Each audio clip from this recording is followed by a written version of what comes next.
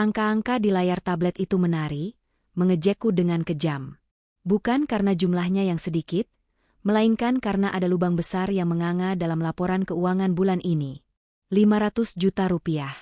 Lenyap begitu saja dalam kategori dana operasional tak terduga. Aku, Arumi, memijat pelipisku yang berdenyut. Di luar jendela kaca ruang kerjaku yang berada di lantai 20, langit Jakarta mulai memerah, seolah ikut marah melihat kebodohan yang baru saja kutemukan. Aku adalah pemilik tunggal Arumi Corp, sebuah perusahaan ekspor furnitur yang kurintis dari nol dengan keringat dan air mata mendiang ayahku. Dan suamiku, Bramantio, hanyalah menjabat sebagai direktur pemasaran, sebuah jabatan tempelan yang kuberikan agar dia tidak terlihat menyedihkan di hadapan teman-temannya. Sayang, kamu belum pulang. Suara bariton itu membuyarkan lamunanku. Bram masuk ke ruanganku dengan senyum yang dulu bisa meluluh lantakkan hatiku. Dia mengenakan setelan jas Armani keluaran terbaru, yang tagihannya masuk ke kartu kredit tambahanku, dan jam tangan Rolex yang kuhadiahkan saat ulang tahunnya bulan lalu. Masih ada audit sedikit. Bram, jawabku datar, mataku tak lepas dari layar tablet. Ada pengeluaran 500 juta untuk vendor baru bernama CV Cipta Karya. Aku tidak ingat pernah menyetujui vendor ini. Bram tampak tersentak sepersekian detik.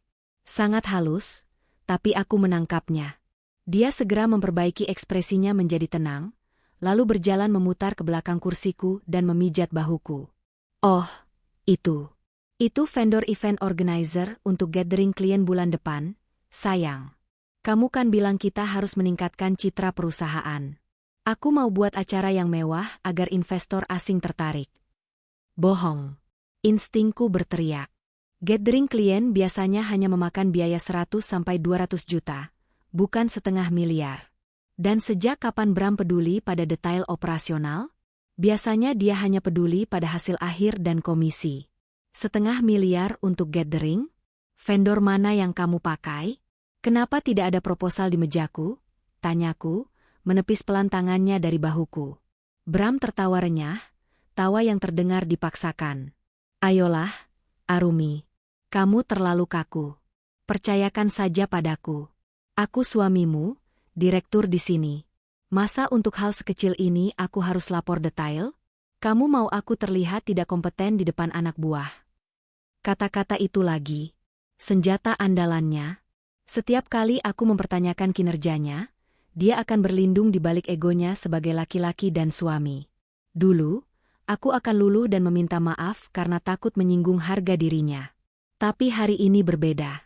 Ada sesuatu yang mengganjal di hatiku sejak seminggu terakhir. Aroma parfum wanita. Bukan parfumku. Parfum itu manis, floral, dan murahan. Jenis wangi yang sering dipakai gadis-gadis remaja, bukan wangi elegan yang biasa dipakai rekan bisnis kami. Bram bilang itu wangi SPG mobil di pameran yang dia datangi, tapi wangi itu menempel terlalu kuat di kemejanya. Baiklah, kataku berbohong. Aku menutup tabletku. Ayo pulang. Aku lelah. Bram tersenyum lebar, merasa menang. Nah, begitu dong. Istriku yang cantik jangan terlalu banyak kerja. Nanti cepat tua.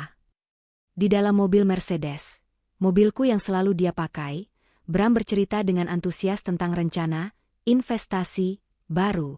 Dia ingin membuka cabang kafe. Dia butuh modal 2 miliar. 2 miliar? Aku menaikkan alis. Uang dari mana, Bram? Ya dari kamulah, sayang. Dari perusahaan. Anggap saja diversifikasi bisnis. Nanti aku yang kelola, keuntungannya masuk ke kita juga. Bukannya kafe yang dulu kamu minta modalin bangkrut dalam 3 bulan karena kamu jarang datang mengurusnya? Sindirku tajam. Wajah Bram merah padam. Itu karena manajernya tidak becus. Kali ini beda. Aku punya rekanan yang pintar. Anak muda, visioner. Namanya Cika. Nama itu meluncur begitu saja. Dan untuk pertama kalinya, aku melihat mata Bram berbinar dengan cara yang berbeda. Bukan binar serakah akan uang, tapi binar ketertarikan. Cika, ulangku. Ya, dia mahasiswa semester akhir jurusan manajemen bisnis. Anak magang di kantor teman. Pintar sekali anaknya. Bram buru-buru mengalihkan pandangan ke jalanan. Kami sampai di rumah mewah kami. Rumah yang sertifikatnya atas namaku, dibeli dengan uang warisan orang tuaku. Di ruang tamu, Ibu Ratna dan Pak Herman, mertuaku, sedang duduk santai menonton TV layar datar 60 inci yang baru kubeli minggu lalu. Mereka tinggal di sini, menumpang hidup, makan dari uangku, dilayani pembantuku, tapi tak pernah sekalipun bersikap manis padaku kecuali saat butuh uang. Bram, akhirnya pulang, seru Ibu Ratna, mengabaikan kehadiranku sepenuhnya. Ibu sudah buatkan sop buntut kesukaanmu. Arumi tidak masakan? Dia kan sibuk cari uang terus. Mana sempat urus suami, sindirnya sambil melirikku sinis. Aku menarik napas panjang. Malam, Bu, Pak, sapaku formal. Arumi. Tuh, ada tagihan listrik sama air di meja. Bapak mau bayar tapi ATM Bapak limit, kata Pak Herman tanpa basa-basi. Bukan limit, tapi memang kosong karena dia habiskan untuk judi burung merpati. Aku hanya mengangguk dan naik ke lantai atas. Tubuhku lelah, tapi otakku bekerja keras. 500 miliar rupiah. Vendor fiktif. Nama Cika. Dan sikap mertuaku yang makin hari makin berani. Saat Bram sedang mandi, ponselnya yang tergeletak di nakas bergetar. Layarnya menyala. Sebuah pesan masuk dari kontak yang dinamai Donatur Kampus.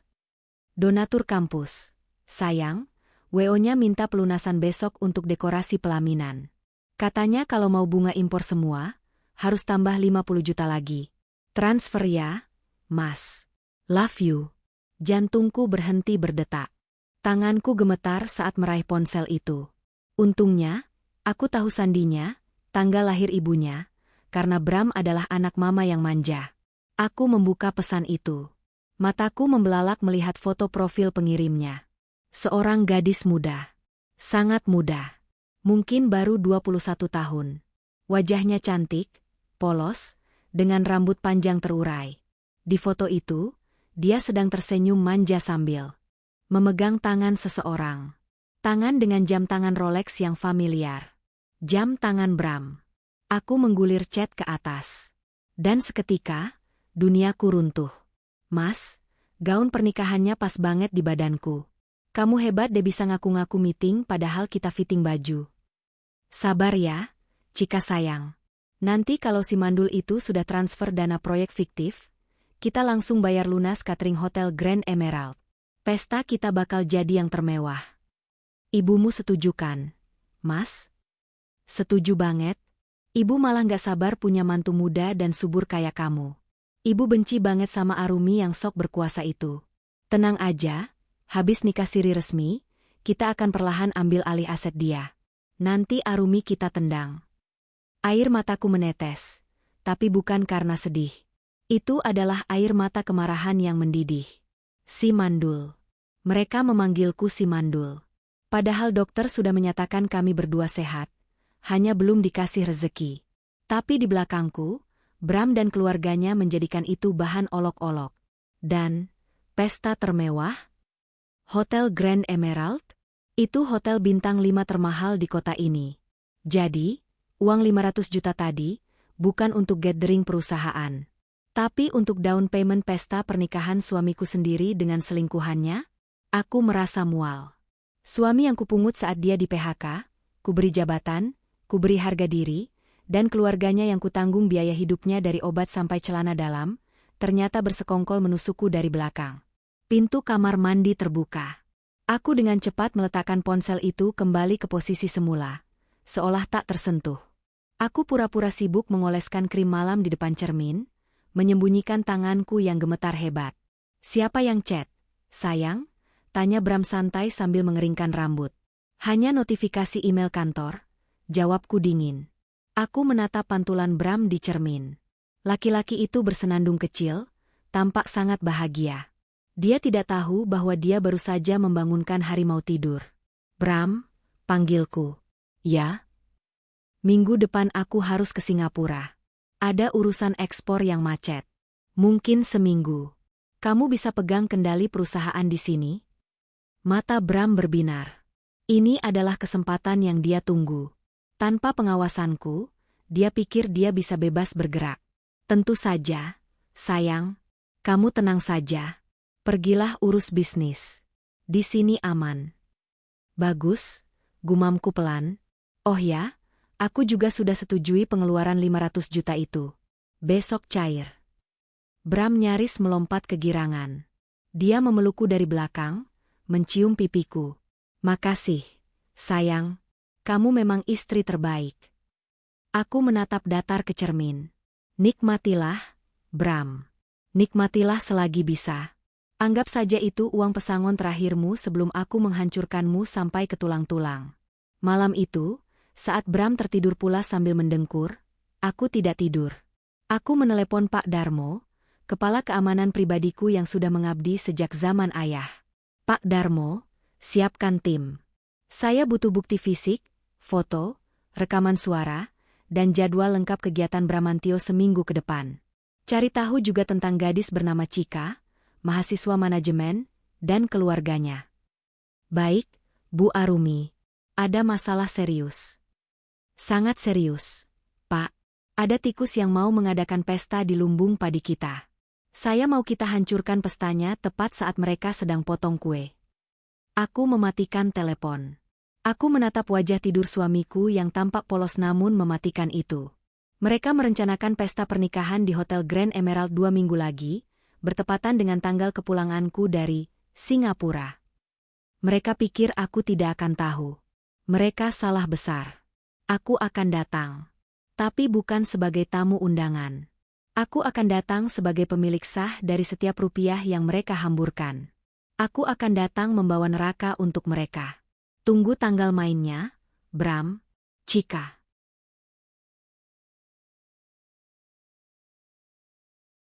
Pagi itu, rumah terasa lebih cerah dari biasanya. Namun, kecerahan itu palsu. Itu adalah jenis kecerahan artifisial yang dipancarkan oleh wajah-wajah munafik orang-orang yang tinggal di bawah atap rumahku. Aku menyeret koper Rimowa silverku menuruni tangga. Di ruang tengah, Bram sudah siap sedia dengan senyum lebar yang hampir membelah wajahnya. Dia mengenakan kaos polo Ralph Lauren, yang lagi-lagi kubelikan, dan celana pendek santai. Di sebelahnya, Ibu Ratna sedang memotong buah apel dengan gaya sok ningrat. Wah, menantu ibu yang sibuk sudah mau berangkat, ujar Ibu Ratna tanpa menoleh, nadanya penuh sindiran halus yang dibalut keramahan palsu. Jangan lupa oleh-olehnya ya. Ibu mau tas Hermes yang kayak dipakai artis sinetron itu, loh, katanya di Singapura lebih murah. Aku menahan gejolak mual di perutku. Tas Hermes? Untuk wanita yang bahkan tidak tahu cara membedakan kulit asli dan sintesis, dan sehari-hari hanya menghabiskan waktu bergosip dengan tetangga tentang betapa pelitnya menantunya, nanti diusahakan ya, Bu. Kalau uangnya cukup, jawabku datar. Loh, masa pemilik perusahaan uangnya nggak cukup? Bram bilang keuntungan bulan ini besar, sahut Pak Herman yang tiba-tiba muncul dari dapur sambil membawa kopi. Jangan pelit-pelit sama orang tua, Arumi. Pamali, nanti rezekimu seret. Darahku mendidih. Rezekiku seret? Kalianlah yang membuat rezekiku bocor di mana-mana. Bram buru-buru menengahi, mungkin takut aku meledak dan membatalkan kepergianku, yang artinya membatalkan rencana pestanya. Sudah, Bu, Pak. Arumi kan mau kerja keras buat kita juga. Ayo sayang, aku antar ke mobil. Bram mengangkat koperku dengan semangat yang berlebihan. Dia mengantarku sampai ke pintu mobil Alphard yang sudah menunggu. Sopir pribadiku, Pak Asep, orang kepercayaan yang setia padaku, sudah membukakan pintu. Hati-hati ya, sayang. Kabari kalau sudah sampai, ucap Bram, lalu mencium keningku. Ciuman Yudas. Bibirnya terasa dingin dan asing. Jaga perusahaan, Bram. Jaga rumah, pesanku penuh makna ganda. Jangan lakukan hal bodoh. Siap, bos. Dia memberi hormat main-main. Mobil melaju meninggalkan pekarangan rumah mewah di kawasan Pondok Indah itu. Aku melihat dari kaca spion, Bram melambaikan tangan sampai mobilku berbelok di tikungan. Begitu mobil hilang dari pandangan, aku yakin senyum itu berubah menjadi seringai kemenangan. Kita ke bandara, Bu? Tanya Pak Asep, memecah keheningan. Aku menghela napas panjang, melepaskan topeng ketegaranku. Bahuku merosot. Tidak, Pak Asep. Kita ke apartemen Sky Garden. Unit rahasia yang saya beli bulan lalu. Pak Asep mengangguk mantap. Dia salah satu dari sedikit orang yang tahu rencanaku. Siap, Bu. Tim Pak Darmo sudah menunggu di sana. Apartemen itu minimalis tapi mewah. Terletak di lantai 35 dengan pemandangan kota Jakarta. Namun, aku tidak di sini untuk menikmati pemandangan. Begitu masuk, aku disambut oleh Pak Darmo dan 2 orang tim IT-nya. Ruang tamu apartemen itu telah disulap menjadi pusat komando. 3 monitor besar menyala, menampilkan rekaman real-time dari berbagai sudut rumahku, ruang tamu, ruang keluarga, dapur, bahkan halaman belakang. Aku sengaja memasang kamera tersembunyi berukuran mikro di dalam vas bunga, detektor asap, dan sela-sela hiasan dinding sehari sebelum keberangkatanku. Mereka bergerak cepat. Bu, kata Pak Darmo sambil menunjuk monitor tengah. Aku mendekat, mataku terpaku pada layar. Belum ada 1 jam aku pergi, sebuah mobil Honda Jazz kuning, mobil yang kuberikan pada Bram untuk operasional kantor tapi ternyata dipakai selingkuhannya, masuk ke halaman rumahku. Seorang gadis turun. Cika. Dia mengenakan mini dress ketat berwarna merah muda. Rambutnya dicat coklat pirang. Dia berjalan masuk rumahku seolah dia nyonya besarnya. Dan yang paling menyakitkan adalah sambutan mertuaku. Di layar, aku melihat Ibu Ratna memeluk Cika dengan erat, jauh lebih erat daripada dia pernah memelukku selama 5 tahun pernikahan ini. Aduh, calon mantu ibu yang cantik sudah datang. Suara Ibu Ratna terdengar jernih melalui penyadap suara. Masuk, nak, masuk. Anggap rumah sendiri. Toh sebentar lagi jadi rumahmu juga. Calon mantu? Jadi rumahmu? Tanganku mengepal hingga kuku menancap ke telapak tangan. Makasih, Tante. Suara Cika terdengar manja dan cempreng. Maaf ya, Cika telat. Tadi macet. Oh ya? Ini Cika bawain martabak manis kesukaan Om Herman. Wah, repot-repot. Kamu memang perhatian, beda sama yang itu. Pulang kerja langsung masuk kamar, gak pernah mikirin mertua, timpal Pak Herman sambil tertawa lebar menerima bungkusan itu. Bram muncul dari kamar mandi, sudah berganti pakaian. Dia langsung merangkul pinggang Cika di depan orang tuanya.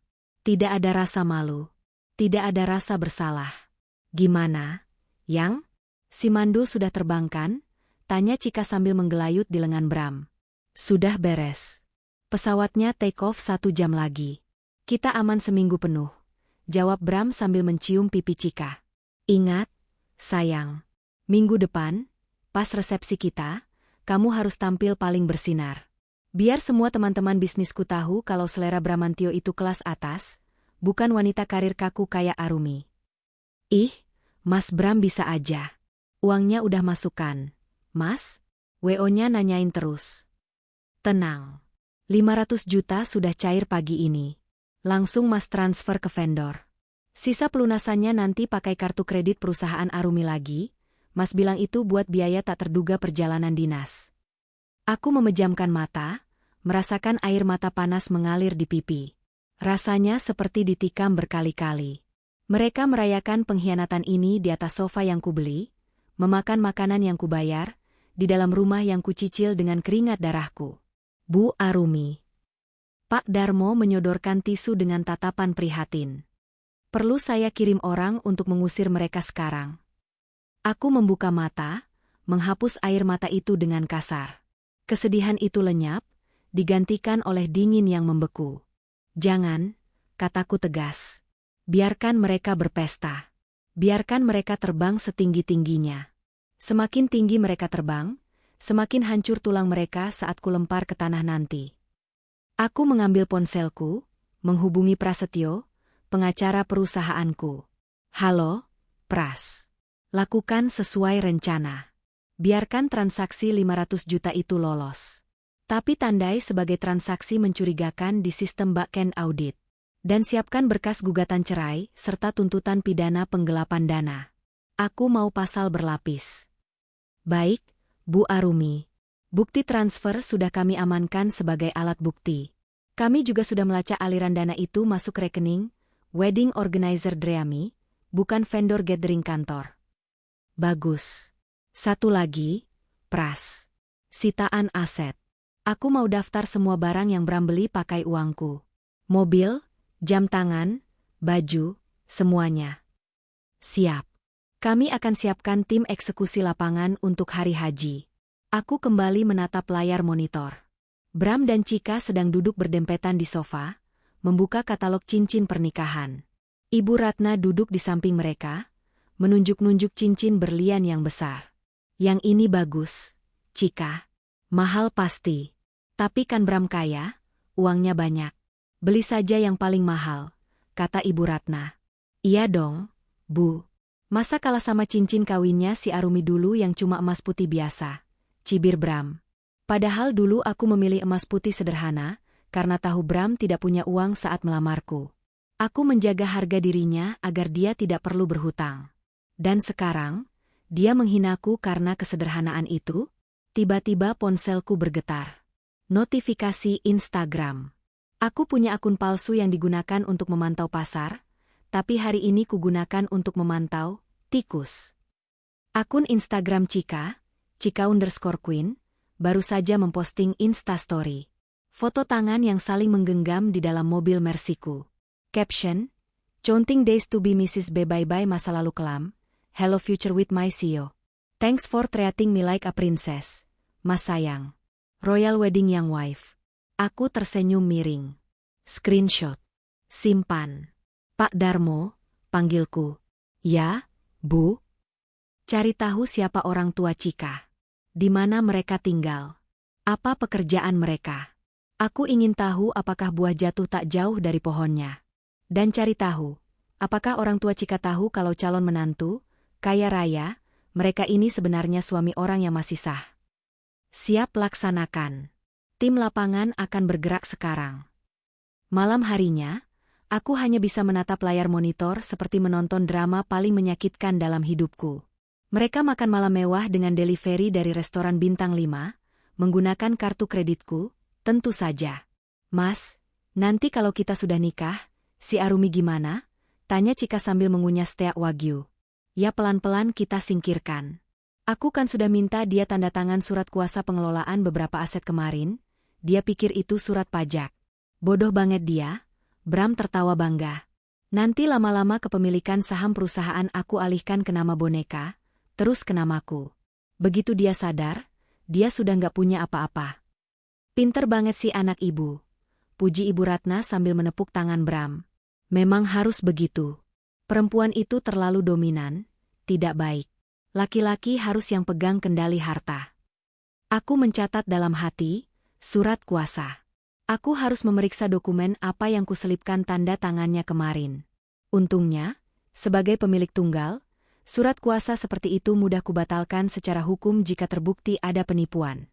Tapi keberanian Bram benar-benar di luar dugaan. Dia bukan hanya ingin selingkuh, dia ingin merampokku sampai miskin. Jam menunjukkan pukul 10 malam. Bram dan Chika masuk ke kamar tidur utama. Kamarku. Darahku mendesir hebat melihat Chika dengan lancang duduk di depan meja riasku, mencoba parfum-parfum mahalku. Mas, wangi banget parfumnya. Ini yang harga 5 juta itu ya? Buat aku ya? Ambil aja, sayang. Bekas dia juga. Nanti aku belikan yang baru yang lebih mahal. Mereka kemudian bergerak ke arah tempat tidur. Tempat tidur pernikahan kami. Aku mematikan monitor dengan kasar. Cukup. Aku tidak butuh melihat adegan selanjutnya untuk tahu betapa bejatnya mereka. Aku sudah punya cukup bukti visual dan audio untuk membuat mereka membusuk di penjara. Pak Darmo, suaraku bergetar menahan amarah yang meledak-ledak. Hubungi pihak Hotel Grand Emerald. Untuk apa, Bu? Saya kenal pemilik hotelnya, Pak Sanjaya, teman mendiang ayah.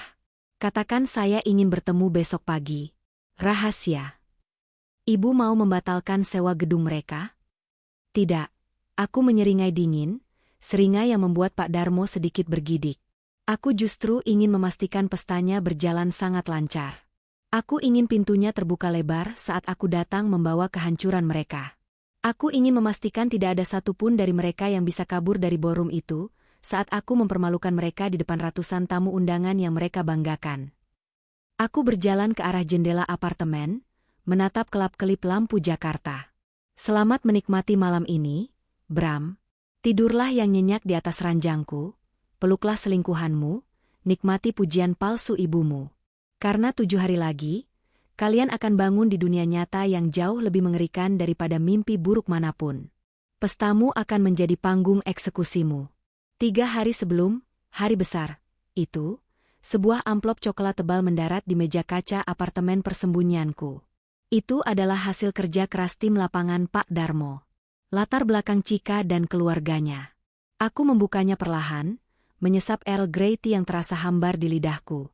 Nama lengkap, Cika Anindita. Usia 21 tahun. Mahasiswi semester 7 yang terancam drop out karena jarang masuk kuliah. Alamat orang tua, sebuah perkampungan padat di pinggiran Jakarta Timur, gang sempit yang bahkan mobil city car pun sulit masuk.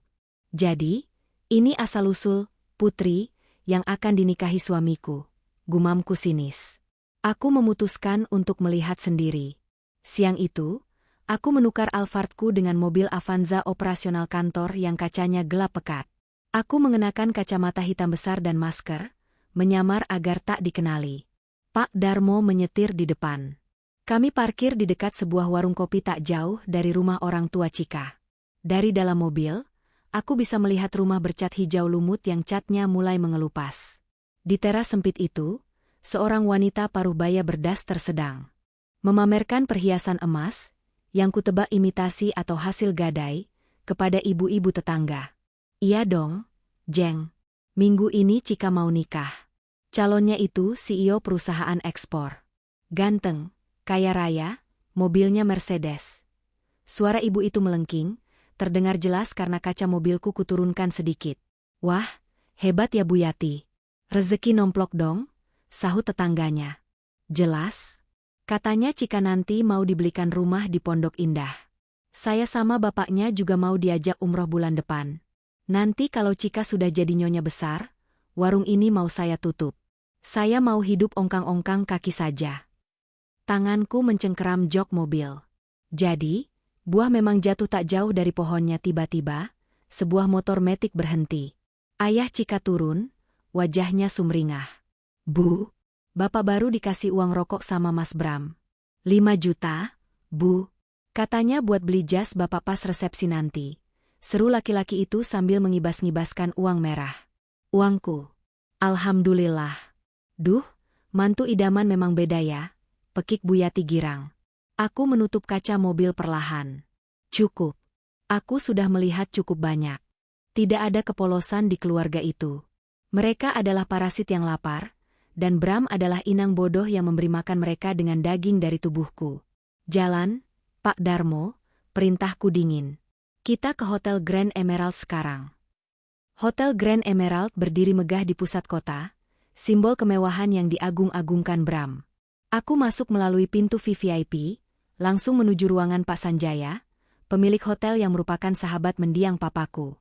Arumi, nak, Pak Sanjaya menyambutku dengan wajah prihatin. Pak Darmo rupanya sudah memberitahunya sedikit tentang situasiku. Om tidak menyangka Bramantio senekat itu. Dia bukan nekat, Om. Dia serakah dan bodoh, koreksiku sambil duduk di sofa kulit ruangannya. Om, saya butuh bantuan Om untuk hari Minggu nanti. Katakan saja. Apapun untuk putri sahabatku. Saya tidak ingin membatalkan acaranya.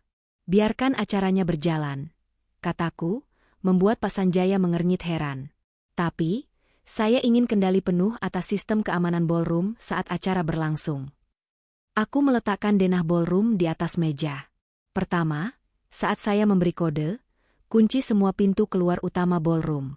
Biarkan hanya satu pintu terbuka, pintu di mana saya akan masuk. Saya tidak mau tikus-tikus itu lari saat saya datang. Kedua, siapkan proyektor utama. Sambungkan ke laptop tim IT saya. Saya ingin menayangkan film pendek, spesial untuk kedua mempelai. Ketiga, saya minta daftar semua vendor catering, dekorasi, dan dokumentasi. Saya ingin pastikan mereka menagih sisa pembayaran di tempat kepada Bramantio saat kekacauan terjadi. Jangan biarkan mereka pergi sebelum Bram bayar. Pak Sanjaya menatapku lama, lalu tersenyum tipis. Senyum bangga. Kamu benar-benar mirip papamu, Arumi. Tegas. Baiklah, Om akan atur semuanya. Tim keamanan hotel akan berada di bawah komandomu hari itu. Terima kasih, Om. H1 pernikahan. Bram meneleponku. Aku melihat namanya di layar ponsel dengan rasa jijik yang memuncak. Aku mengatur nafasku, mengubah suaraku menjadi lelah namun lembut. Halo, Bram. Sayang, kamu apa kabar? Masih sibuk di Singapura? Suara Bram terdengar ceria, di latar belakang aku mendengar suara hiruk-pikuk. Mungkin dia sedang di lokasi fitting terakhir, atau cek sound. Iya, Bram. Maaf ya, sepertinya urusanku di sini agak rumit. Bea Cukai menahan kontainer kita. Aku harus stay 2 hari lagi untuk membereskannya. Hening sejenak. Lalu terdengar helaan napas lega yang tak bisa disembunyikan. Oh, gitu ya? Waduh, kasihan banget kamu kerja keras terus. Ya sudah, nggak apa-apa, sayang. Kamu fokus saja di sana. Jangan pikirin rumah, di sini aman kok. Aku juga lagi sibuk meeting sama klien baru di luar kota. Baguslah kalau kamu mengerti. Kamu jaga kesehatan ya. Jangan terlalu capek, meetingnya. Pasti, sayang. Love you. Klik. Sambungan terputus. Di layar monitor apartemenku, aku melihat Bram yang berada di ruang tengah rumahku langsung melompat kegirangan. Dia berpelukan dengan Chika dan Ibu Ratna. Yes. Dia ketahan 2 hari lagi. Kita aman, Ma. Kita aman, sayang, teriak Bram. Alhamdulillah. Seru Ibu Ratna sambil menengadahkan tangan seolah berdoa. Tuhan memang sayang sama kita, Bram. Acara besok bakal lancar jaya tanpa gangguan si mandul itu. Chika takut banget tadi, Mas. Kirain dia bakal pulang mendadak. Chika merengek manja. Nggak mungkin. Arumi itu gila kerja. Kalau ada masalah bisnis, dia bakal lupa segalanya, lupa suami, lupa rumah. Itu kelemahannya, dan itu keuntungan kita, kata Bram sombong. Aku menatap layar itu sambil menyesap wine merah. Nikmatilah tawa terakhir kalian, desisku. Karena besok, satu-satunya yang akan tertawa adalah keadilan. Malam itu, aku tidak bisa tidur. Bukan karena sedih, tapi karena adrenalin yang memompa kencang di darahku. Aku sudah menyiapkan segalanya. Prasetyo, pengacaraku, sudah menyiapkan berkas gugatan cerai dan surat penyitaan aset. Pihak kepolisian sudah dihubungi terkait dugaan penggelapan dana perusahaan dalam jumlah besar. Dan Pak Darmo sudah menyiapkan 10 pengawal bertubuh kekar. Aku berjalan ke lemari pakaian di apartemen itu. Di sana, tergantung sebuah gaun yang kusiapkan khusus untuk besok. Bukan gaun putih suci. Bukan gaun bunga-bunga ceria. Itu adalah dress selutut berwarna merah marun gelap, berbahan satin sutra yang membalut tubuh dengan elegan namun tajam. Warnanya seperti darah yang mengering. Dilengkapi dengan blazer hitam di bahu dan sepatu hak tinggi stiletto yang runcing. Aku tidak akan datang sebagai istri yang teraniaya. Aku tidak akan datang menangis-nangis memohon suamiku kembali. Aku akan datang sebagai ratu yang murka. Sebagai pemilik perusahaan yang dikhianati karyawannya. Sebagai wanita yang harga dirinya diinjak-injak. Hari Haji Minggu, pukul 10 pagi. Layar monitor menunjukkan rumahku sudah kosong. Bram, keluarganya, dan Chika sudah berangkat ke hotel sejak pagi buta. Mereka menggunakan mobil-mobil mewahku, Alphard, Mercedes, bahkan Camry tua milik ayah, untuk mengangkut rombongan keluarga Besan, keluarga Chika, yang datang dari kampung. Mereka benar-benar tidak punya malu. Membawa rombongan keluarga selingkuhan menggunakan mobil istri sah. Bu Arumi, tim sudah siap. Suara Pak Darmo terdengar lewat walkie-talkie. Baik. Kita berangkat 30 menit lagi. Biarkan akad nikah selesai dulu. Biarkan mereka merasa sudah sah. Biarkan mereka memulai resepsi. Aku mau menghancurkan mereka di puncak kebahagiaan. Aku duduk di depan cermin, memulas lipstik merah menyala di bibirku. Tatapanku di cermin berbeda dengan Arumi seminggu yang lalu. Arumi yang lemah sudah mati, dibunuh oleh pengkhianatan suaminya sendiri. Pukul 11 siang. Konvoy 3 mobil hitam bergerak membelah jalanan Jakarta. Aku berada di mobil tengah. Di mobil depan dan belakang berisi pengawal dan tim hukum. Ponselku bergetar. Pesan dari Pak Sanjaya. Pak Sanjaya, mereka sudah di pelaminan. Tamu undangan sekitar 300 orang. Banyak kolega bisnismu yang diundang Bram. Dia mengaku ini acara syukuran perusahaan sekaligus perayaan ulang tahun pernikahan. Dia membohongi semua orang. Rahangku mengeras. Jadi begitu caranya dia mengundang orang? Mengatasnamakan perusahaanku? Pak Asep, percepat lajunya. Perintahku. Jantungku berdegup kencang, tapi bukan karena takut. Ini adalah debaran seorang pemburu yang sudah melihat mangsanya masuk perangkap. Mobil kami memasuki lobi utama Hotel Grand Emerald. Valet hotel yang sudah diinstruksikan Pak Sanjaya langsung membukakan pintu. Aku turun. Angin menerpa wajahku, mengibarkan sedikit rambutku yang kutata selek ponytail. Kacamata hitam kutanggalkan. 10 pengawal berbaju hitam berbaris di belakangku. Prasetyo berjalan di samping kananku membawa tas dokumen. Kami melangkah masuk ke lobi hotel. Suara hak sepatuku menggema di lantai marmer. Tuk, tuk, tuk, seirama dengan detak waktu yang menghitung mundur kehancuran Bramantio.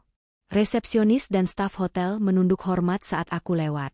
Mereka tahu apa yang akan terjadi. Atmosfer di hotel itu mendadak tegang dan mencekam. Kami naik lift menuju Grand Ballroom di lantai 3. Pintu lift terbuka. Suara musik orkestra terdengar sayup-sayup dari balik pintu ganda ballroom yang tertutup rapat. MC terdengar sedang berbicara dengan semangat.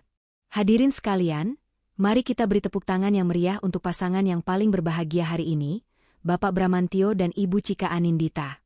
Pasangan serasi, sukses, dan visioner. Tepuk tangan membahana. Aku berdiri tepat di depan pintu besar itu. Pak Darmo memberi isyarat pada 2 pengawal untuk memegang gagang pintu. Aku menarik napas panjang, mengisi paru-paruku dengan keberanian terakhir. Tidak ada jalan kembali. Buka, perintahku. 2 pintu raksasa itu didorong terbuka dengan keras, menghantam dinding. Bam! Suara dentuman pintu itu begitu keras, hingga memotong musik orkestra dan membungkam tawa para tamu. Ratusan pasang mata seketika menoleh ke arah pintu masuk. Cahaya dari koridor menyorot siluet tubuhku. Aku melangkah masuk, dagu terangkat tinggi, tatapan mata setajam silet, diiringi barisan pengawal di belakangku. Di atas pelaminan yang megah bertabur bunga impor, aku melihat senyum di wajah Bram membeku. Wajahnya yang semula merah merona karena bahagia, seketika pucat pasi seolah darahnya disedot habis. Di sebelahnya, Cika membelalakan mata, cengkeramannya pada lengan Bram terlepas. Ibu Ratna yang sedang berdiri membetulkan gaun Cika, menjatuhkan gelas yang dipegangnya. Prang! Keheningan menyelimuti ruangan itu. Keheningan yang mematikan.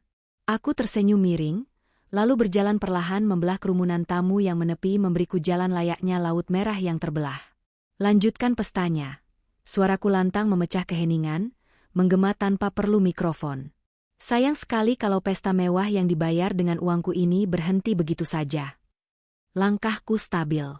Suara hak sepatu stiletoku yang menghantam lantai marmer terdengar, seperti ketukan palu hakim yang akan menjatuhkan vonis mati. Tuk, tuk, tuk. Ratusan pasang mata menatapku. Tamu undangan yang sebagian besar adalah rekan bisnisku mulai berbisik.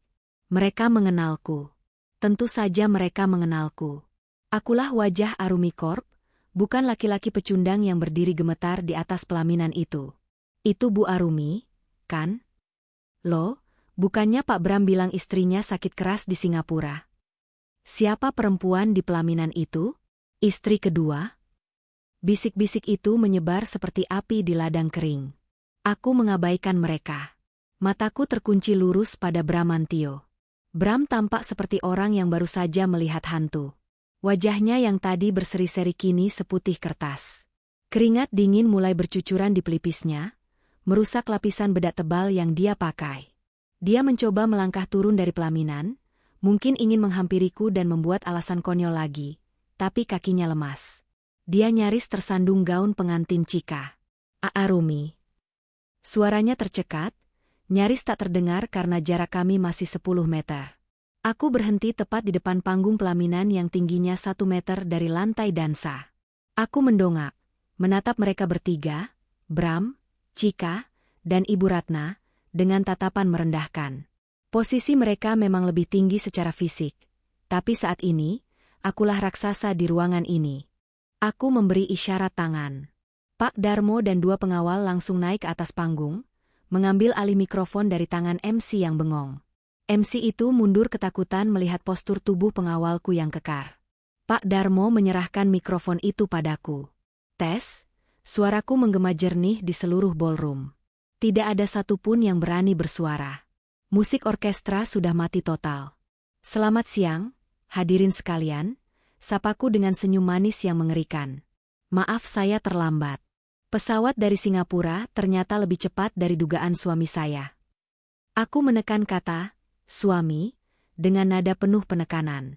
Aku menaiki tangga pelaminan perlahan. Setiap langkahku membuat Bram mundur selangkah.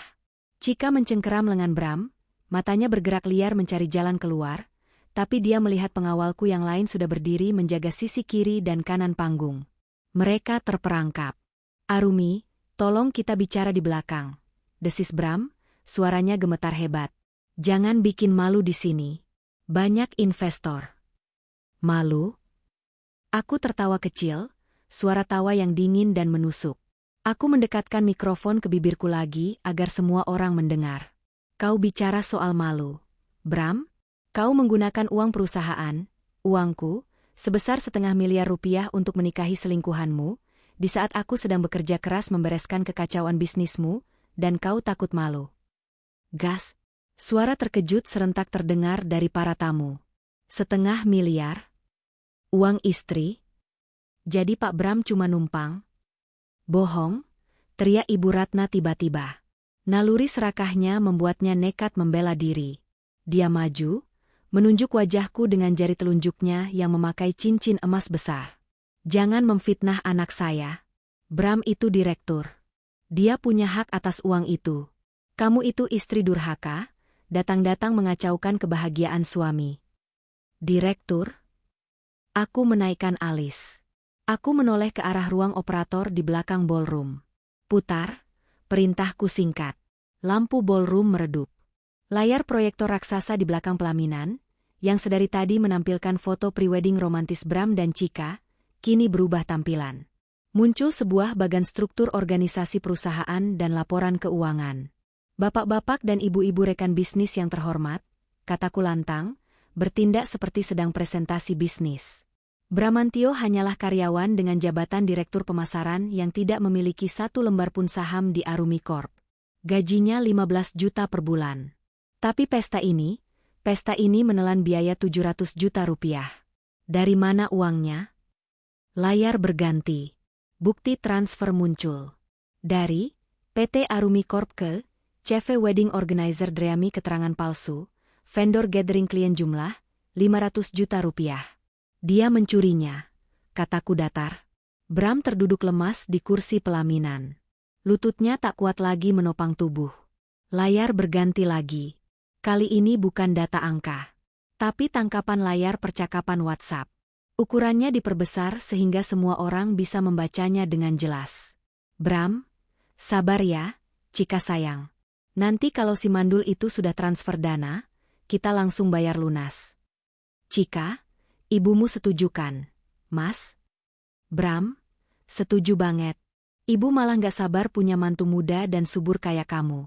Ibu benci banget sama Arumi. Gelombang kemarahan meledak di ruangan itu. Para tamu wanita menatap jijik ke arah Bram dan Chika. Kata, mandul, yang terpampang besar di layar itu bagaikan tamparan bagi kemanusiaan siapapun yang membacanya. Aku berbalik menatap Ibu Ratna. Wajah tua itu kini pucat. Mulutnya ternganga, tak bisa lagi membantah. Ibu bilang saya istri durhaka? Tanyaku pelan, tapi mikrofon menangkap setiap getaran emosiku. 5 tahun, Bu. 5 tahun saya lunasi hutang judi Bapak Herman. 5 tahun saya biayai pengobatan diabetes Ibu. Saya renovasi rumah kalian. Saya beri kalian makan. Dan ini balasan kalian? Mengatai saya mandul dan merencanakan menendang saya keluar dari rumah saya sendiri. Aku melihat ke arah Chika. Gadis itu menangis. Air matanya melunturkan maskaranya, membuat wajahnya terlihat mengerikan. Dan kamu? Aku berjalan mendekati Chika. Gadis itu mundur ketakutan hingga menabrak kursi. Chika Anindita, mahasiswi semester akhir yang katanya, anak magang pintar. Kamu tahu dia suami orang, kan? Chika terisak, aku pikir dia yang punya perusahaan. Oh, jadi kamu tertipu juga. Aku menyeringai. Sayang sekali. Karena ketamakanmu, sekarang kamu terlibat kasus pidana penadahan uang curian dan penggelapan. Cukup, Arumi. Bram tiba-tiba bangkit, wajahnya merah padam karena malu dan marah yang bercampur aduk. Kau sudah puas? Kau sudah hancurkan semuanya. Puas kau? Belum, jawabku tenang. Kita baru mulai. Aku memberi kode pada Pak Darmo. Sita semuanya. Pak Darmo dan 4 pengawal maju. Mereka bukan menyita dekorasi. Mereka menyita apa yang melekat di tubuh pengantin. Lepaskan jam tangan itu, perintah Pak Darmo pada Bram dengan suara berat. Apa-apaan kalian? Ini milikku. Bram memberontak. Milikmu? Aku memotong. Struk pembelian jam Rolex itu ada di namaku, dibayar dengan kartu kreditku. Dan karena kau membelinya tanpa izin untuk hadiah ulang tahunmu sendiri, itu asetku. Lepaskan, atau pengawalku yang akan melepaskannya paksa.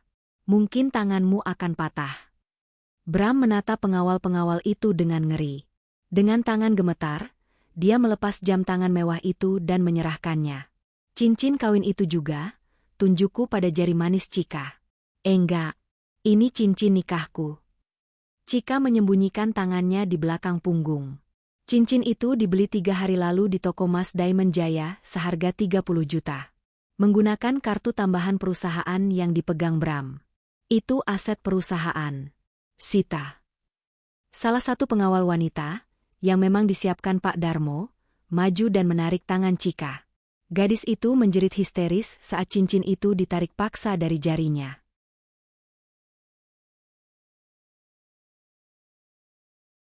Lepaskan antingnya juga. Kalungnya. Gelangnya. Semua perhiasan yang dipakai Ibu Ratna juga. Itu semua dibeli pakai uang bulanan yang saya kirim lebih bulan lalu. Kekacauan terjadi di atas pelaminan. Ibu Ratna menjerit-jerit seperti orang gila saat pengawal wanita melucuti kalung emas tebal dari lehernya. Tolong. Perampokan. Tolong, teriak Ibu Ratna. Tidak ada yang akan menolongmu, Bu, kataku dingin. Para tamu di sini adalah orang-orang berpendidikan. Mereka tahu bedanya perampokan dan pengambil alihan hak. Aku menoleh ke arah meja VIP di barisan depan, tempat keluarga Chika duduk. Orang tua Chika, Pak Yanto dan Bu Yati, sedang berusaha menyelinap pergi lewat pintu samping. Tahan mereka, perintahku. 2 pengawal di bawah panggung langsung menghadang langkah orang tua Chika. Kalian mau kemana? Tanyaku lewat mikrofon. Bukankah tadi ibu bilang mau umroh bulan depan pakai uang menantu kaya? Kenapa buru-buru pulang? Wajah Bu Yati pucat pasi. Dia menunduk dalam-dalam, malu setengah mati karena tatapan sinis ratusan orang. Kami nggak tahu apa-apa, Bu, cicit Pak Yanto. Bohong, potongku. Rekaman CCTV di teras rumah kalian 3 hari lalu merekam jelas kalian menerima uang 5 juta rupiah dari Bram. Kalian tahu dia suami saya, tapi kalian tetap mendukung anak kalian jadi pelakor demi uang. Kalian sama busuknya. Aku kembali menatap Bram yang kini berdiri dengan penampilan acak-acakan. Jas Armaninya kusut, dasinya miring, pergelangan tangannya kosong. Dia tampak menyedihkan. Parasit yang kehilangan inangnya. Sekarang, kataku sambil menatap seluruh tamu undangan. Pesta ini selesai. Bagi para vendor, catering, dekorasi, fotografi, yang belum menerima pelunasan. Aku menunjuk Bram. Silakan tagih ke laki-laki ini. Mulai detik ini, saya memblokir semua akses keuangannya. Dia tidak punya jabatan lagi di Arumi Corp. Dia hanya pengangguran dengan banyak hutang. Para vendor yang mendengar itu langsung panik. Pemilik catering, seorang bapak tua yang kutahu sangat tegas, langsung naik ke panggung dengan wajah merah padam. "Pak Bram, mana sisa pembayaran 200 juta lagi? Katanya mau dilunasi hari ini tunai," teriak pemilik catering. "Dekorasi juga belum lunas 100 juta, teriak vendor lain. Bram mundur, terpojok dikelilingi oleh orang-orang yang menagih hutang. "Sabar-sabar, saya akan bayar. Arumi, tolong." Dia menatapku memelas. Aku hanya tersenyum tipis, lalu berbalik badan. Prasetyo, pengacaraku, menyerahkan sebuah map biru padaku. Aku melempar map itu ke dada Bram. Kertas-kertas berhamburan jatuh di kakinya. Itu surat gugatan cerai. Dan surat pemecatan tidak hormat. "Arumi, kau tidak bisa melakukan ini padaku. Aku suamimu," teriak Bram putus asa. Aku berhenti sejenak, menoleh sedikit ke belakang. Mantan suami, Bram. Sebentar lagi mantan suami. Dan satu lagi. Aku menunjuk ke arah pintu masuk ballroom yang baru saja terbuka lagi. 2 orang berseragam polisi masuk dengan langkah tegap, diikuti 2 petugas berpakaian preman. Mereka berjalan lurus menuju panggung. "Bapak Bramantio dan Saudari Cika Anindita," kata salah satu polisi itu dengan lantang. "Kami membawa surat perintah penangkapan atas dugaan penggelapan dana perusahaan, pemalsuan dokumen, dan penipuan." Mata Bram membelalak hingga nyaris keluar. Kakinya benar-benar menyerah, dia ambruk ke lantai panggung. Cika menjerit histeris dan pingsan, atau pura-pura pingsan. Aku menyingkir dari jalan polisi itu. "Selamat menikmati bulan madu kalian di sel tahanan," bisikku saat polisi menyeret Bram melewati. Bram meronta, menangis, memohon-mohon namaku. "Arumi. Sayang. Maafkan aku. Aku hilaf. Arumi." Suaranya makin menjauh saat diseret keluar ruangan. Para tamu menatap dengan campur aduk. Ada yang ngeri, ada yang puas, ada yang merekam kejadian itu dengan ponsel mereka. Besok, ini akan jadi berita utama di grup-grup bisnis. Ibu Ratna duduk bersimpuh di lantai panggung, menangis meraung-raung meratapi nasibnya yang berubah dari calon orang kaya baru menjadi calon gelandangan dalam hitungan jam. Aku merapikan blazerku. Dadaku terasa lapang. Beban berat yang menimpaku seminggu ini lenyap tak berbekas. "Ayo, Pak Darmo, Pras," ajakku. "Kita masih harus mengurus audit perusahaan besok pagi. Ada banyak sampah yang harus dibersihkan." Aku berjalan keluar ballroom dengan kepala tegak, meninggalkan puing-puing kehancuran pesta pernikahan termewah sekaligus tersingkat di Jakarta. Parasit itu sudah dicabut. Sekarang, saatnya penyembuhan. Namun, aku tahu Ibu Ratna dan Pak Herman tidak akan menyerah begitu saja. Mereka masih ada di rumahku. Babak selanjutnya adalah membersihkan sisa-sisa hama di istanaku. Perjalanan pulang dari Hotel Grand Emerald terasa sangat berbeda dibandingkan saat aku berangkat tadi pagi. Langit Jakarta yang mendung seolah mewakili badai yang baru saja kulepaskan. Namun di dalam mobil Mercedes hitamku, yang akhirnya kembali ke tangan pemilik aslinya, udara terasa jauh lebih ringan. Aku duduk di kursi belakang, memijat pelipisku. Adrenalin yang tadi membakar darahku perlahan surut, digantikan oleh rasa lelah yang luar biasa. Namun, aku tahu ini belum selesai. Masih ada 2 parasit tua yang harus kusingkirkan dari rumahku. "Bu Arumi," Prasetyo memecah keheningan dari kursi depan. Pihak kepolisian mengonfirmasi Bramantio dan Cika akan ditahan 24 jam pertama untuk pemeriksaan intensif. Bukti yang kita berikan sangat kuat. Kemungkinan penangguhan penahanan sangat kecil, apalagi dengan nominal penggelapan di atas 500 juta. "Bagus," jawabku singkat. "Pastikan mereka tidak bisa menghubungi siapapun yang bisa membantu menghilangkan barang bukti. Dan bagaimana dengan mertua Ahralat, mantan mertuaku? Mereka masih tertahan di hotel, Bu." Pihak manajemen hotel menahan mereka karena ada beberapa kerusakan properti saat kericuhan terjadi. Ibu Ratna melempar gelas kristal mahal.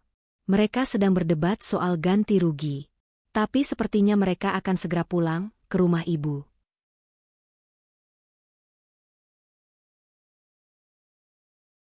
Aku tersenyum miring. Biarkan mereka pulang. Aku ingin mereka melihat kejutan penyambutan yang sesungguhnya. Aku mengambil ponselku. Grup WhatsApp, warga Pondok Indah, yang biasanya berisi ibu-ibu sosialita pamer tas, sedang meledak. Bu RT, Jeng, itu beneran video yang beredar suami Bu Arumi nikah lagi terus digerebek. Bu Siska, gila. Aku baru lihat di Lambe Turah. Itu Bu Arumi keren banget. Sikat habis. Bu Diah, pantesan si Bram belakangan sok kaya. Ternyata maling uang istri. Jijik banget. Video penggerebekan itu sudah viral. Seseorang merekam saat aku naik ke podium, dan saat polisi menyeret Bram. Komentar netizen membanjir, 90% memihakku, tapi ada segelintir akun bodong yang mencoba memutarbalikan fakta. User 123, paling istrinya juga selingkuh, makanya suaminya cari yang baru. Lagian cewek karir biasanya lupa kodrat. Aku mendengus. Tunggu saja, user 123. Aku akan bungkam jari-jarimu. Mobilku memasuki pekarangan rumah. Gerbang otomatis terbuka. Rumah ini besar, megah, bergaya minimalis tropis. Dulu, aku membangunnya sebagai tempat istirahat yang damai. Tapi sejak keluarga Bram pindah ke sini 3 tahun lalu dengan alasan, biar hemat, rumah ini berubah menjadi neraka. Ibu Ratna menguasai dapur dan ruang TV, Pak Herman mengubah halaman belakang yang asri menjadi kandang burung merpati yang bau dan bising. Pak Asep, panggilku begitu turun dari mobil. Siap, Bu Arumi. Pak Asep dan 2 satpam rumah berbaris sigap. Wajah mereka tampak puas. Mereka juga sudah menonton videonya, aku yakin itu. Selama ini mereka sering dimarahi tanpa sebab oleh Bram dan ibunya. Ini adalah hari kemenangan mereka juga. Saya mau rumah ini bersih dari jejak keluarga Bramantio sebelum mereka sampai di sini. Panggil Bey Inah dan asisten rumah tangga lainnya. Masuk ke kamar tamu yang dipakai mertua saya. Kemasi semua barang mereka. Dikemas rapi dalam koper. Bu, tanya Bey Inah yang muncul dari dapur sambil membawa lap. Aku menatap Bey Inah lekat-lekat. Wanita tua yang sudah mengasuhku sejak kecil itu sering dibentak Ibu Ratna, karena masakannya dibilang kurang asin atau terlalu pedas. Tidak usah rapi-rapi, Bey. Masukkan saja ke dalam kantong plastik sampah hitam besar. Trash bag. Baju, obat-obatan, kosmetik, jimat-jimat Pak Herman, semuanya. Jangan ada yang tersisa satu helai benang pun. Mata Bey Inah berbinar. Siap, Non. Bibi laksanakan dengan senang hati. Dan Pak Asep, aku menunjuk ke halaman belakang. Burung-burung merpati Pak Herman, lepaskan semuanya. Bakar kandangnya. Saya mau taman belakang saya kembali bersih dan wangi bunga, bukan bau kotoran burung. Laksanakan, Bu. Dalam waktu 1 jam, rumahku berubah menjadi zona kerja bakti. Para asisten rumah tangga bekerja dengan semangat 45. Mereka mengeluarkan baju-baju norak milik Ibu Ratna dari lemari, melemparnya ke dalam kantong plastik hitam seolah itu memang sampah. Non, ini ada celengan di bawah kasur Pak Herman, lapor Bey Inah. Aku mengocok celengan ayam jago itu. Bunyinya berat. Uang koin dan recehan hasil kembalian belanja yang sering mereka tilap. Ambil saja buat jajan anak bibi. Itu uang receh yang mereka curi dari uang belanja dapur. Alhamdulillah, makasih Non. Tumpukan kantong plastik hitam itu kini menggunung di depan pagar rumah, di luar gerbang. Ada sekitar 10 kantong besar. Ditambah beberapa kardus mie instan berisi barang-barang pecah belah milik mereka. Tepat saat matahari mulai condong ke barat, sebuah taksi Bluebird berhenti di depan gerbang. Aku yang sedang duduk santai di kursi teras, sambil meminum es jeruk nipis, tersenyum. Soum. Pintu taksi terbuka. Ibu Ratna dan Pak Herman turun dengan wajah kusut. Make up Ibu Ratna luntur, rambut sasaknya miring sebelah. Pak Herman tidak lagi memakai jas, hanya kemeja putih yang kancingnya terbuka separuh. Mereka menatap tumpukan kantong plastik hitam di depan gerbang dengan bingung. Lalu mata mereka beralih ke gerbang yang terkunci rapat. Pak Satpam, buka gerbangnya. Ngapain dikunci? Teriak Pak Herman, menendang pagar besi itu. Satpamku, Pak Ujang, hanya berdiri tegak di balik gerbang tanpa bergerak sedikit pun. Maaf, Pak. Perintah Ibu Arumi, dilarang membukakan pintu untuk orang asing. Orang asing? Kurang ajar kamu. Saya bapaknya Arumi. Mertuanya, pekik Pak Herman. Aku meletakkan gelas es jerukku, lalu berjalan pelan mendekati gerbang. Aku berdiri di balik jeruji besi, menatap mereka seperti menatap hewan di kebun binatang. Sudah bukan mertua lagi, Pak, kataku tenang. Kan Bram sudah saya gugat cerai. Dan kalian sudah saya usir. Ibu Ratna maju, mencengkeram jeruji pagar. Matanya melotot nyaris keluar.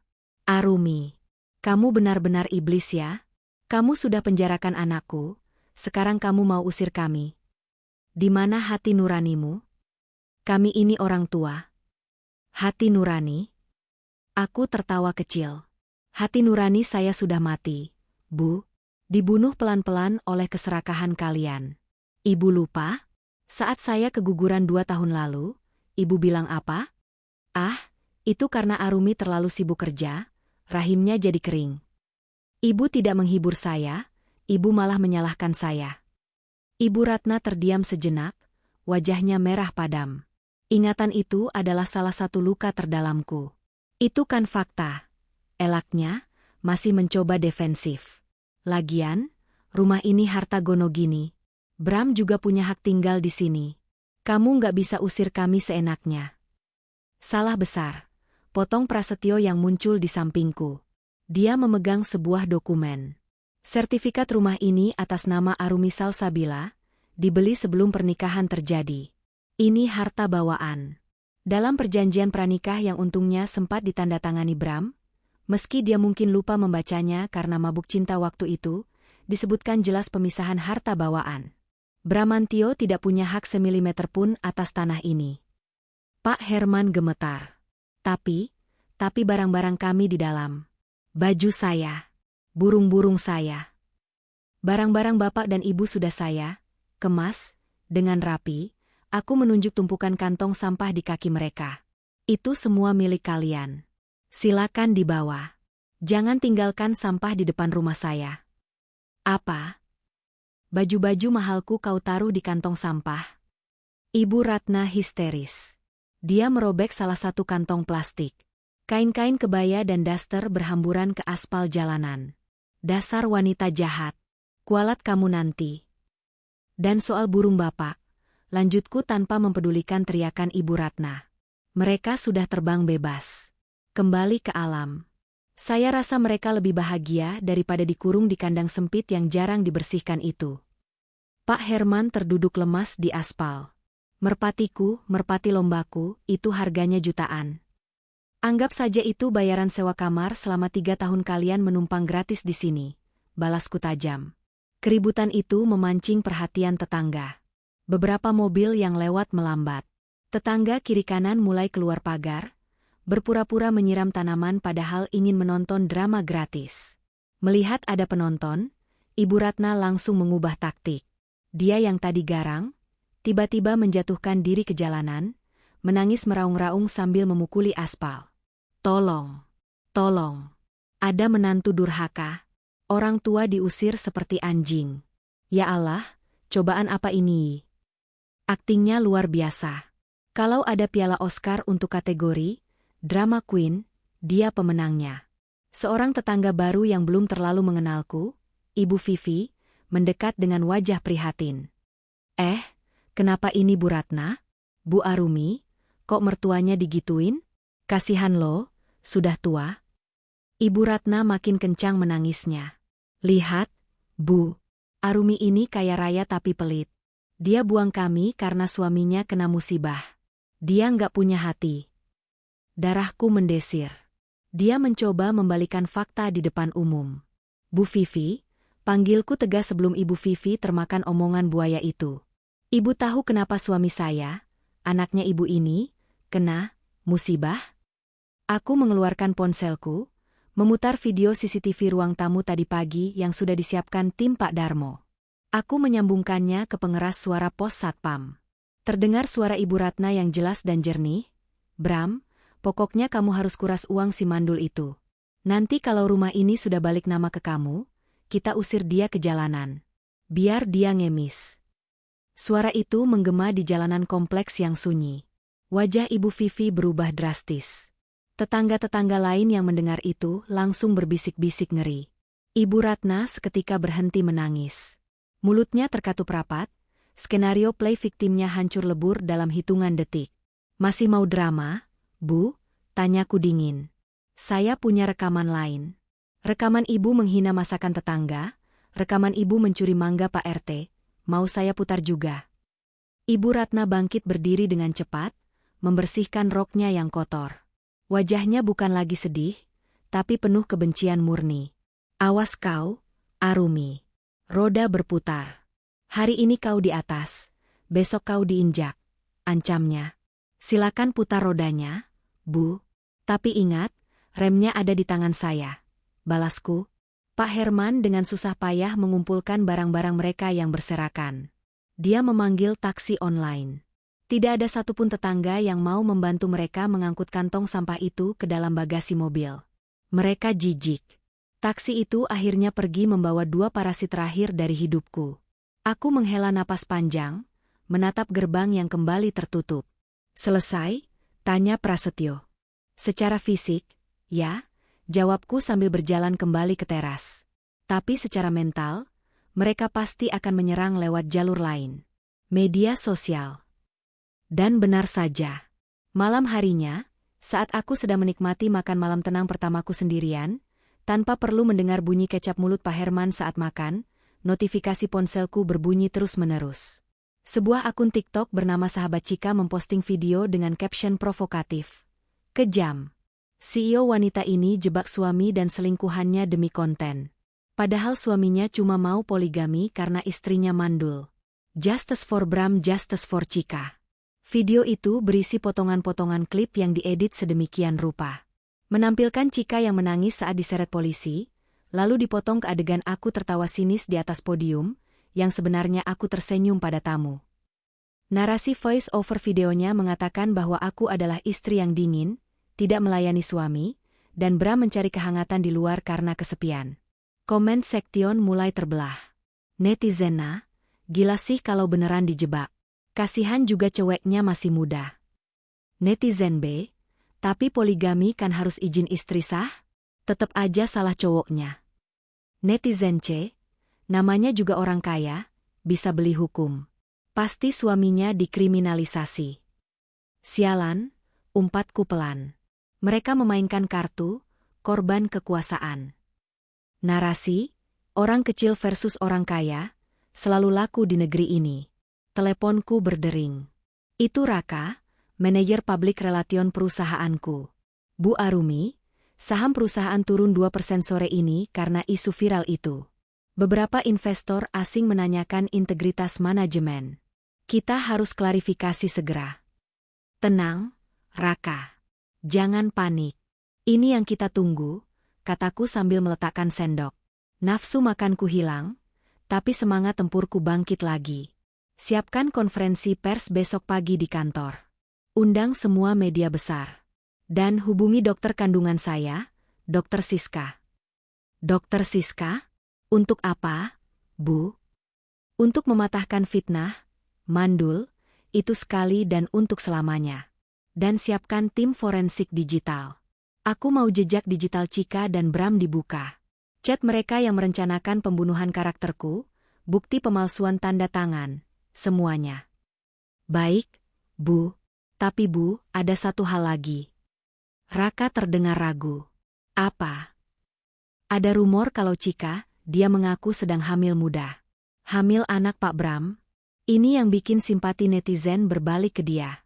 Katanya polisi tega menahan ibu hamil. Aku terdiam. Hamil? Jika Cika benar-benar hamil, ini akan menjadi kartu as mereka untuk mendapatkan penangguhan penahanan dan simpati publik. Anak itu, anak haram yang akan menjadi senjata pelindung bagi Bram. Tanganku mengepal hingga buku-buku jariku memutih. Cek kebenarannya, Raka. Minta polisi melakukan tes USG resmi. Aku tidak akan percaya begitu saja pada mulut penipu. Aku mematikan telepon. Aku berjalan ke jendela kamar tidurku yang kini terasa sangat luas dan sepi. Di luar gelap, tapi aku tahu, perang sesungguhnya baru saja dimulai. Bukan lagi soal harta, tapi soal nama baik dan kebenaran. Jika Cika hamil, dia membawa darah Bram. Darah pengkhianat. Baiklah, Bram, bisikku pada kegelapan malam. Kau mau main drama keluarga? Kita lihat siapa sutradara terbaiknya. Aku berbalik dan menatap cermin. Di sana, Arumi yang lemah sudah tidak ada. Yang ada hanyalah Arumi sang eksekutor. Besok, aku tidak hanya akan membersihkan nama baikku. Aku akan menelanjangi kebohongan mereka sampai ke akar-akarnya, tak peduli meski harus menyeret janin tak berdosa ke dalam pusaran konflik ini. Karena di mata hukum dan karma, tidak ada tempat bersembunyi bagi parasit. Kantor pusat Arumi Corp pagi ini dikepung. Bukan oleh polisi, melainkan oleh puluhan wartawan dengan kamera yang siap membidik. Mobil-mobil SNG, Satellite News Gathering, dari stasiun TV berita berjejer di parkiran. Kasus penggerebekan pesta mewah CEO, ini telah bermutasi menjadi isu nasional, sebuah sinetron kehidupan nyata yang dinikmati jutaan orang. Aku berdiri di balik jendela kaca ruanganku di lantai 20, menatap kerumunan semut di bawah sana. Mereka haus darah, Bu, kata Raka, manajer PR-ku, dengan wajah tegang. Akun gosip lambe nyinyir baru saja memposting wawancara eksklusif dengan teman kampus Cika. Dia bilang Cika itu anak baik-baik yang polos, korban manipulasi om-om kaya, dan sekarang sedang hamil cucu keluarga Bramantio. Polos? Aku mendengus pelan. Seseorang yang bisa memalsukan kwitansi pembayaran catering senilai 200 juta tidak bisa disebut polos, Raka. Tapi narasi, ibu hamil yang dizalimi, itu kuat sekali, Bu. Saham kita pagi ini anjlok lagi 1,5%. Investor dari Jepang minta penjelasan sebelum jam makan siang. Aku membalikkan badan, menatap Raka dan Prasetyo yang duduk di sofa. Kita akan berikan mereka pertunjukan yang lebih menarik daripada sinetron, kataku tenang. Raka, pastikan live streaming konferensi pers ini tersambung ke semua platform media sosial perusahaan. Pras, berkas medis dari Rumah Sakit Permata Ibu sudah siap. Prasetyo mengangguk, mengangkat sebuah map tebal. Sudah dilegalisir. Dokter Siska juga sudah menunggu di ruang transit. Aku berjalan ke arah cermin besar di sudut ruangan. Hari ini aku tidak memakai hitam. Aku memakai setelan blazer putih bersih dengan potongan clean cut yang elegan. Rambutku digerai lurus. Wajahku dirias minimalis namun segar. Aku ingin menampilkan citra, kebenaran yang suci, kontras dengan kekotoran skandal ini. Ayo, ajakku. Saatnya membungkam mulut-mulut berbisa itu. Ruang konferensi pers, lantai 1. Blitz kamera menyambar-nyambar seperti badai petir begitu aku memasuki ruangan. Ratusan pertanyaan diteriakkan bersamaan, menciptakan dengungan yang memekakkan telinga. Bu Arumi, apa benar ibu menjebak suami?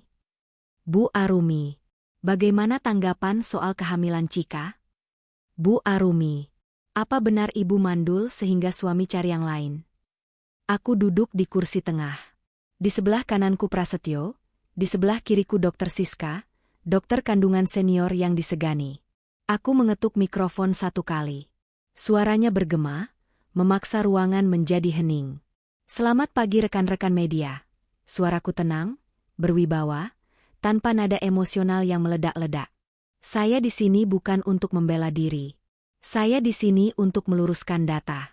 Karena dalam bisnis dan hukum, yang bicara adalah data, bukan air mata buaya. Aku memberi isyarat pada operator. Layar besar di belakangku menyala. Pertama, soal tuduhan penjebakan, aku menunjuk layar yang menampilkan timeline chat WhatsApp Bram dan Cika yang sudah diverifikasi tim forensik digital. Bisa dilihat di sini, rencana pernikahan ini disusun mereka berdua sejak 4 bulan lalu. Mereka yang memilih hotel, mereka yang memalsukan tanda tangan saya untuk mencairkan dana. Saya hanya datang sebagai tamu tak diundang untuk mengambil kembali uang saya. Wartawan sibuk mencatat dan memotret layar. Kedua, aku menarik napas panjang. Ini bagian yang paling menyakitkan, tapi juga paling memuaskan.